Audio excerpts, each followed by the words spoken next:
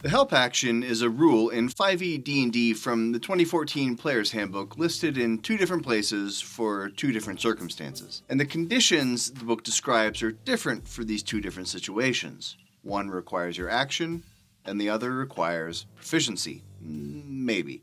We'll get into that debate in a few minutes. In this video, I want to dig into the different ways it's used and how DMs rule it differently because I asked for feedback on a social post where I saw a spectrum in how people implement it.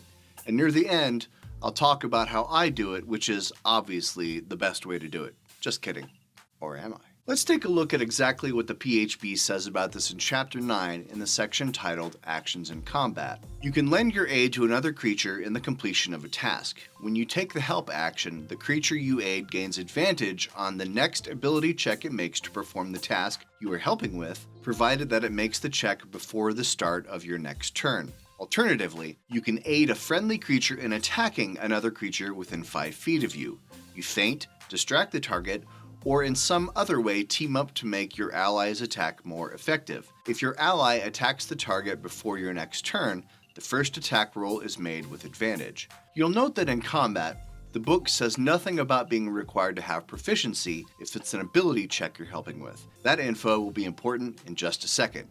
Good boy. Because the help action also appears in Chapter 7 under the section Working Together, and here's where it gets a bit muddy. Sometimes 2 or more characters team up to attempt a task. The character who's leading the effort, or the one with the highest ability modifier, can make an ability check with advantage, reflecting the help provided by the other characters. A character can only provide help if the task is one that he or she could attempt alone. That last phrase is the main source of contention in all this. Continuing. For example, trying to open a lock requires proficiency with thieves' tools, so a character who lacks that proficiency can't help another character in that task. Moreover, a character can help only when 2 or more individuals working together would actually be productive. Some tasks, such as threading a needle, are no easier with help. In combat, you see it's very simply laid out, and I've never seen disagreement over how 5e does this. It's not an action that gets used very often in battle, actually. I played in a one-shot once where I was a rogue, and the fighter PC used his action each turn to give me the help action, which I thought was nice of him. It guaranteed my rogue sneak attack and doubled the chance to crit, so he thought it was a better use of his own action than attacking. It worked out well in that case. But out of combat is where I see a wide variance in how the help action is implemented. It's vaguely rules as written that you must have proficiency in the skill being used to give help to another creature.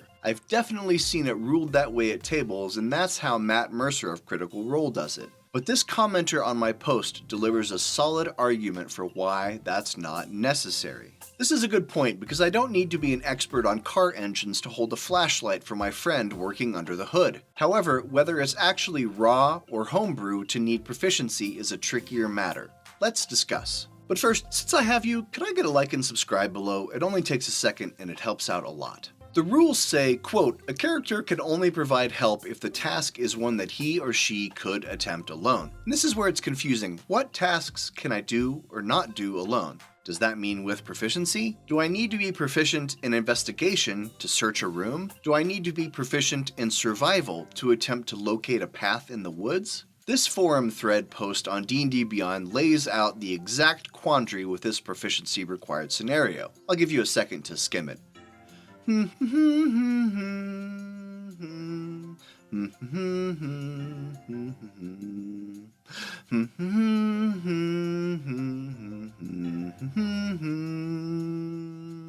Okay, I can't find anywhere in the 2014 PHB or DMG where it says you need to actually be proficient in a skill to use that skill. So there we come to this weird question of a skill that, quote, he or she could attempt alone. This wording is inconclusive, so whether or not non-combat help action use requires proficiency seems like it's left up for debate. I can't find any Jeremy Crawford tweets or sage advice columns putting this to rest. The PHB here says that a character with stealth proficiency is good at stealthing, but does not say it's required. And I've never once played at a table where a DM asked me if I was proficient in stealth before letting me attempt to hide, or required proficiency in any other skill to use it for that matter. If you know of a definitive answer, please let me know in the comments below, because I spent way too long researching this and came up with no satisfaction. Anyway, let's get back to our discussion of the various implementations of help. The most commonly displayed sentiment when adjudicating help is, sure, why not? Go ahead and do it. And I have to admit, if you're looking for speed and simplicity and the spirit of saying yes when running your game, this seems like the best option. You, as the DM, can always set your DCs a touch higher to add a little more stakes if your players are making most or all of their out-of-combat skill checks with advantage due to the help action. One thing for sure I've come to know about 5e is that players really like rolling with advantage, and they have lots and lots of different ways to earn it. And now we come to how I implement the help action. Personally, I don't care about proficiency because I completely agree with the flashlight holder precedent. I tend to rule it the same way that this commenter does. I turn it into a narrative moment. When someone says, "Can I give the help action?" all I say is, "How?" And if the player can come up with a reason that makes sense within the context of the scene, I will absolutely let them do it. Because what I don't like is when help gets spammed in the same way that the guidance cantrip gets spammed. For example, I don't let players add guidance to someone else's insight checks because your PC probably wouldn't know when another PC is insighting.